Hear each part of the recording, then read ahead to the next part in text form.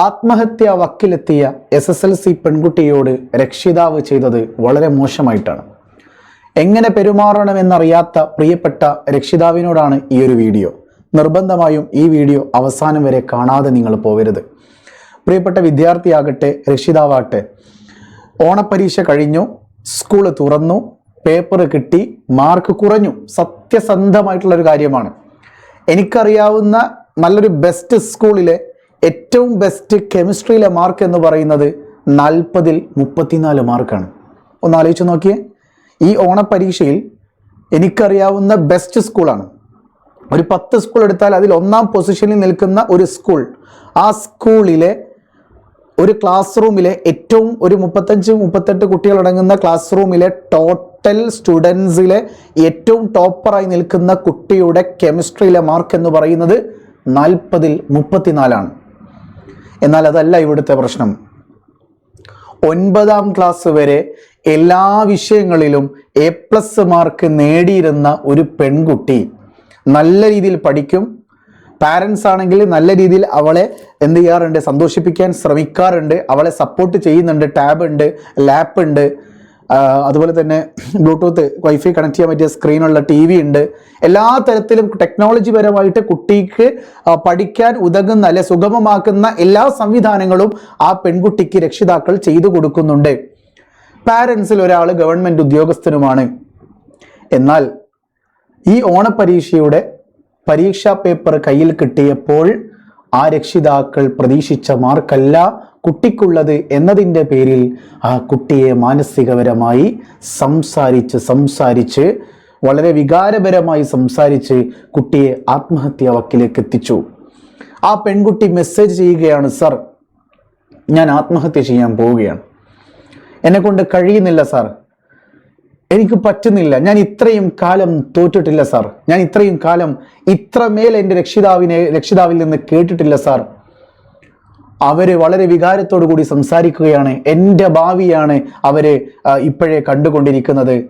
ഇത്രയും കാലം അവർക്ക് കാഴ്ചവെക്കാൻ പറ്റുന്ന നല്ല മാർക്ക് തന്നെയാണ് ഞാൻ കൊടുത്തത്.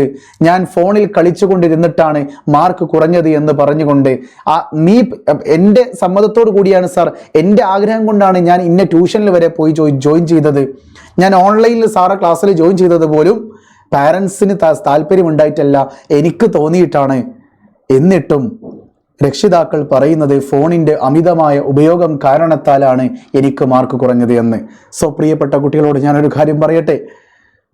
ആ കുട്ടിയുടെ അവസ്ഥ ഒന്ന് ആലോചിച്ച് നോക്കിയേ. എത്ര കുട്ടികൾ അതുപോലെയുണ്ട്.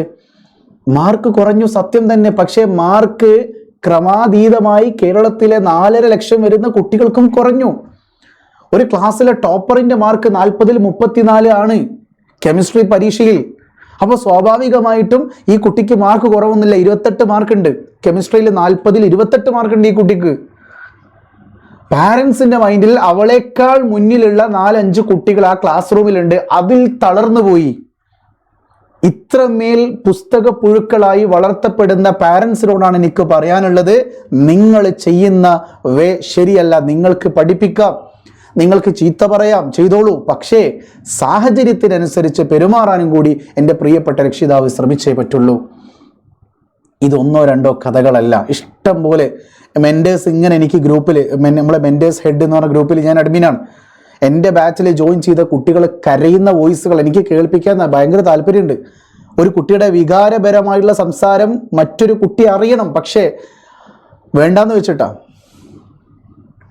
ആ മെൻറ്റർ പോലും പറയാം, സാർ ഞാൻ എത്ര പറഞ്ഞിട്ടും ആ കുട്ടിയുടെ പാരന്റ് കേൾക്കുന്നില്ല, പാരന്റിന് മനസ്സിലാവുന്നില്ല. എടാ, യാഥാർത്ഥ്യം, എൻ്റെ പ്രിയപ്പെട്ട രക്ഷിതാക്കളെ, യാഥാർത്ഥ്യം മനസ്സിലാക്കൂ. ഈ വർഷത്തെ ഓണപ്പരീക്ഷ തൊട്ട് ക്വസ്റ്റ്യൻ പേപ്പറുകളിൽ മാറ്റം വന്നു. ചോദ്യപേപ്പറിന്റെ ചോദ്യങ്ങൾ ചോദിക്കുന്ന രീതിയിലാണ് മാറ്റങ്ങൾ ആദ്യമായി വന്നിരിക്കുന്നത്. അത് ആദ്യമായി അനുഭവിക്കപ്പെട്ട ബാച്ചാണ് നിങ്ങളുടെ സ്റ്റുഡൻറ്. ഇനി വരാൻ പോകുന്ന ക്രിസ്മസ് ഇതിന്റെ ഡബിൾ ഇരട്ടിയാ. അപ്പൊ ഇത്രയൊക്കെ പ്രയാസം ഉണ്ടാകും. ഇത്രമേൽ പ്രയാസങ്ങൾ അനുഭവിക്കപ്പെടുന്ന സിറ്റുവേഷൻസിലൂടെ കടന്നു പോകുന്ന കുട്ടിയുടെ താങ്ങും തണലുമായി നിൽക്കേണ്ടത് ആരാ? ആ കുട്ടിയെ ജനിപ്പിച്ച, ആ കുട്ടിയെ പോറ്റി വളർത്തുന്ന 2 ആൾക്കാരാ. പെറ്റമ്മയും പോറ്റമ്മയുമായിരിക്കണം. അത് അച്ഛനും അമ്മയുമാണ്. അവർ ചേർത്തിണക്കിക്കൊണ്ട് പറയണം, മോളെ കുഴപ്പമില്ല, എനിക്കറിയാം പരീക്ഷ നല്ല ടഫായിരുന്നു അല്ലേ, ഞാൻ ചോദിച്ചിട്ടുണ്ടായിരുന്നു, നിങ്ങൾ സ്കൂളിലെ ടീച്ചറെ അല്ല വിളിക്കേണ്ടത്, നിങ്ങൾ ആ കുട്ടിയുടെ കൂടെ പഠിക്കുന്ന കുട്ടികളോട് ചോദിക്കൂ. അങ്ങനെ ചോദിക്കൂ. നിങ്ങൾ സ്കൂളിലെ ടീച്ചറിനെ വിളിക്കണം, വിളിച്ചോളൂ, വിളിക്കേണ്ടതെന്ന് പറയുന്നില്ല. പക്ഷേ ഒരു ടീച്ചറിന് ജനറലായിട്ടൊക്കെ കുറേ കാര്യങ്ങൾ പറഞ്ഞു തരാൻ പറ്റും. പക്ഷെ കുട്ടിയോട് ചോദിക്കുമ്പോൾ ആ കുട്ടി പറയും, അല്ല ഉപ്പ അങ്ങനെയല്ല, എക്സാം നല്ല ടഫായിരുന്നു, നല്ല പ്രയാസമുണ്ട്, ക്ലാസ്സിൽ ഏറ്റവും ടോപ്പ് മാർക്ക് 34 മാർക്കാണെന്നൊക്കെ പറഞ്ഞ് മനസ്സിലാക്കി കൊടുക്കുമ്പോൾ ആ പാരന്റ് ചിന്തിക്കും, 40-ൽ 34 മാർക്കാണോ ഒരു ക്ലാസ്സിലെ ടോപ്പർ? അപ്പം എൻ്റെ മോക്ക് 28 മാർക്കുണ്ട്, 6 മാർക്കല്ലേ ടോപ്പറിനേക്കാൾ കുറഞ്ഞിട്ടുള്ളൂ. അങ്ങനെ ചിന്തിക്കേണ്ട ഒരു പാരന്റ്. എന്നാൽ പാരന്റ് ചിന്തിക്കാത്തൊരു കാര്യം കൂടിയുണ്ട്. ആ ക്ലാസ്സിൽ 28ാം മാർക്ക് നേടിയ ഈ കുട്ടി ആദ്യത്തെ 10 സ്റ്റുഡൻസിൽ ഒരാളാണ്. 35ഓളം നിൽക്കുന്ന സ്റ്റുഡൻസിലെ ആദ്യത്തെ 10 സ്റ്റുഡൻസിലെ 28 മാർക്ക് കിട്ടിയ ഒരു കുട്ടി 10-നുള്ളിലുണ്ട്. അത് പാരന്റ് ചിന്തിക്കുന്നില്ല. ഇനി പാരന്റ് ഇങ്ങനെയും കൂടി ചിന്തിക്കുക, ആ കുട്ടിയുടെ താഴെ 25 കുട്ടികൾ വേറെ ഉണ്ട്. അപ്പൊ കുട്ടി പിറകിലാണോ? അല്ല. ആ കുട്ടി പഠിച്ചിട്ടുണ്ട്, പ്രീവിയസ് ഇയർ ക്വസ്റ്റ്യൻസ് നന്നായി വർക്കൗട്ട് ചെയ്തിട്ടുണ്ട്, ലൈവുകൾ അറ്റൻഡ് ചെയ്തിട്ടുണ്ട്, ബാച്ച് ക്ലാസ്സസ് കണ്ടിട്ടുണ്ട്, ട്യൂഷൻ ക്ലാസ്സുകളൊക്കെ കൃത്യമായി ഉപയോഗിച്ചിട്ടുണ്ട്. പക്ഷേ പരീക്ഷാ പേപ്പർ കുട്ടിയെ ചതിച്ചു. ഇതാണ് സത്യം, റിയൽ സിറ്റുവേഷൻ ഇതാണ്. അതുകൊണ്ട് എൻ്റെ പ്രിയപ്പെട്ട രക്ഷിതാവിനോട് എനിക്ക് പറയാനുള്ളത്, പറയരുത്. നിങ്ങളിപ്പോൾ അവരെ സാന്ത്വനിപ്പിക്കേണ്ടവരാണ്, സമാധാനിപ്പിക്കേണ്ടവരാണ്, സമാധാനം നഷ്ടപ്പെടുത്തേണ്ടവരല്ല. എന്തൊക്കെ പറഞ്ഞാലും ശരി, ഇതിൻ്റെ ഒരു റിയാലിറ്റി അല്ലെങ്കിൽ ഇനി ഹൗ ടു ഓവർകം, എങ്ങനെ ഇത് ഓവർകം ചെയ്തെടുക്കാം, എങ്ങനെ ക്രിസ്മസ് പരീക്ഷയ്ക്ക് ഈ ഒരു പ്രയാസം, ഈ ഒരു സിറ്റുവേഷൻ ക്രിസ്മസ് പരീക്ഷയിൽ നിന്ന് എങ്ങനെ ഒഴിവാക്കാം, എങ്ങനെ നല്ല രീതിയിൽ വർക്കൗട്ട് ചെയ്യാം, എങ്ങനെ സ്മാർട്ട് വർക്ക് ചെയ്യാം, ആ സ്മാർട്ട് വർക്ക് എങ്ങനെയാണെന്നുള്ളത് വളരെ കൃത്യമായി നാളെ വെള്ളിയാഴ്ച എൻ്റെ പ്രിയപ്പെട്ട രക്ഷിതാക്കൾക്ക് വേണ്ടി, എൻ്റെ പ്രിയപ്പെട്ട സ്റ്റുഡൻസിന് വേണ്ടി, രക്ഷിതാക്കൾക്കുണ്ട്, പാരൻസ് നമ്മുടെ സ്റ്റുഡൻസിനുണ്ട്, 2 പേർക്കുണ്ട്. നാളെ വെള്ളിയാഴ്ച 12-ാം തീയതി രാത്രി 7 മണിക്ക് ഒരു വെബിനാർ ഞാൻ കണ്ടക്ട് ചെയ്യുന്നുണ്ട് ഫോർ പാരൻസ് ആൻഡ് സ്റ്റുഡൻസ്. നിർബന്ധമായിട്ടും നിങ്ങൾ അറ്റൻഡ് ചെയ്യണം. നിർബന്ധമായിട്ടും സ്റ്റുഡൻറ്റ് വന്നില്ലെങ്കിൽ പോലും രക്ഷിതാവ് വന്നിരിക്കണം. നാളെ രാത്രി 7 മണിക്കാണ്. അതിൻ്റെ ലിങ്ക് നിങ്ങൾക്ക് അയച്ചു തരും. ഞാനൊരു നമ്പർ ഇവിടെ തരാം. ആ നമ്പറിലേക്ക് ജസ്റ്റ് ഒന്ന് മെസ്സേജ് അയച്ചിട്ട് എന്ത് ചെയ്യുക, നിങ്ങൾ ആ ലിങ്ക് വാങ്ങി രജിസ്റ്റർ ചെയ്ത് വെക്കുക. ഈ വീഡിയോയുടെ താഴെ ഞാനൊരു ഗൂഗിൾ ഫോം തരും. ആ ഗൂഗിൾ ഫോം ഒന്ന് രജിസ്റ്റർ ചെയ്ത് വെക്കുക. ഇനി ആ ഗൂഗിൾ ഫോം നിങ്ങൾക്ക് കിട്ടിയില്ലെങ്കിൽ ഞാനവിടെ ജസ്റ്റ് നമ്പർ എഴുതി വെക്കുന്നുണ്ട് കേട്ടോ. 80 75 12 50 31. അതോടൊപ്പം തന്നെ 70 12 67 00 70 12 67 00 55. എടാ ഈ നമ്പർ ചെയ്യാൻ രണ്ടാമത്തെ നമ്പർ നോക്കിയാൽ 70 12 67 00 55 80 75 12 50 31. ഈ 2 നമ്പറിൽ നിങ്ങൾക്ക് മെസ്സേജ് അയച്ചുകൊണ്ട് ഗൂഗിൾ ഫോമാണ് രജിസ്റ്റർ ചെയ്യാം. എന്തായാലും കമൻറ്റ് ബോക്സിൽ ഗൂഗിൾ ഫോം ഉണ്ട്, അതിൽ ക്ലിക്ക് ചെയ്തിട്ട് നിങ്ങൾ രജിസ്റ്റർ ചെയ്യുക. എൻ്റെ പ്രിയപ്പെട്ട സ്റ്റുഡൻ്റാണ് ഈ വീഡിയോ കാണുന്നതെങ്കിൽ നാളെ രാത്രി 7 മണിക്ക് വെബിനാർ ഫംഗ്ഷനിലേക്ക് വരുമ്പോൾ, ആ ഒരു സൂം മീറ്റിങ്ങിലേക്ക് നിങ്ങൾ വരുമ്പോൾ നിർബന്ധമായിട്ട് നിങ്ങളുടെ പാരൻറ്റിനോട് അറ്റൻഡ് ചെയ്യാൻ പറയണം. MS-നൊരു അല്പം കാര്യങ്ങൾ പാരൻസിനോട് പറയാനുണ്ട്. വിദ്യാർത്ഥിയുടെ ഭാഗത്ത് നിന്നിട്ടും അതോടൊപ്പം തന്നെ രക്ഷിതാവിൻ്റെ ഭാഗത്ത് നിന്ന് കുട്ടികളോടും 2 പേരോടും എനിക്ക് കൃത്യമായിട്ട് സംസാരിക്കാനുണ്ട്. നിങ്ങൾ ജോയിൻ ചെയ്തേ പറ്റുള്ളൂ.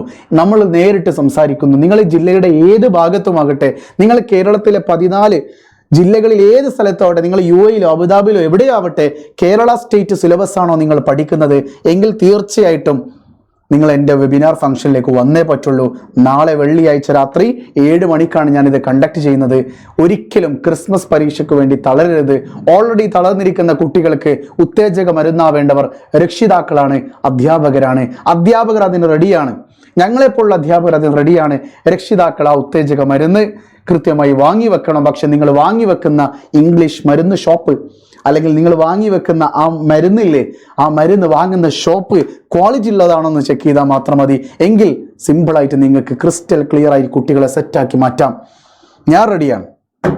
ഓക്കെ, സോ 2 നമ്പറും റെഡിയാണ്. ഈ 2 നമ്പറിലേക്ക് നിങ്ങൾ മെസ്സേജ് അയച്ചുകൊണ്ട് നാളത്തെ സൂം മീറ്റിങ്ങിൻ്റെ ലിങ്ക് വാങ്ങി വെക്കുക, രജിസ്റ്റർ ചെയ്യട്ടോ. താഴെയുള്ള ഗൂഗിൾ ഫോമിൽ രജിസ്റ്റർ ചെയ്യണം. നിർബന്ധമായിട്ട് നിങ്ങൾ വന്നേ പറ്റുള്ളൂ. ഒരാളെയും നമ്മൾ വെറുതെ വിടൂല. നിങ്ങൾക്കുള്ളതാണ് ഈ മീറ്റിംഗ്, എൻ്റെ പ്രിയപ്പെട്ട രക്ഷിതാക്കൾക്കുള്ളതാണ്. എന്തിനെക്കുറിച്ചാണ്? ഓണപ്പരീക്ഷയിൽ എന്തുകൊണ്ട് മാർക്ക് കുറഞ്ഞു എന്ന് ഞാൻ സിമ്പിളായിട്ട് ഒരു 4-5 മിനിറ്റിൽ പറയും. അതിനുശേഷം എങ്ങനെ ഇത് ടാക്കിൾ ചെയ്യാം, എങ്ങനെ ഇത് ക്രിസ്മസ് പരീക്ഷയ്ക്ക് നമുക്ക് സെറ്റാക്കി മാറ്റാം, അത് ഞാൻ പറഞ്ഞു തരും. ഏറ്റവും സിമ്പിളായിട്ടുള്ള, ആരും കേരളത്തിൽ ഇന്ന് വരെ ഒരാളും പറയാത്ത സ്മാർട്ട് വർക്ക് ഉണ്ട്. ആ സ്മാർട്ട് വർക്കാണ് ഞാൻ നിങ്ങൾക്ക് സ്റ്റെപ്പ് ബൈ സ്റ്റെപ്പായിട്ട് നാളെ പറഞ്ഞു തരാൻ വേണ്ടി പോകുന്നത്. ഓക്കെ അല്ലേ? സോ വീണ്ടും കാണാം. It's me MS from MS solutions. ഇനി എന്തിന് വേറെ സൊല്യൂഷൻസ്. ബൈ.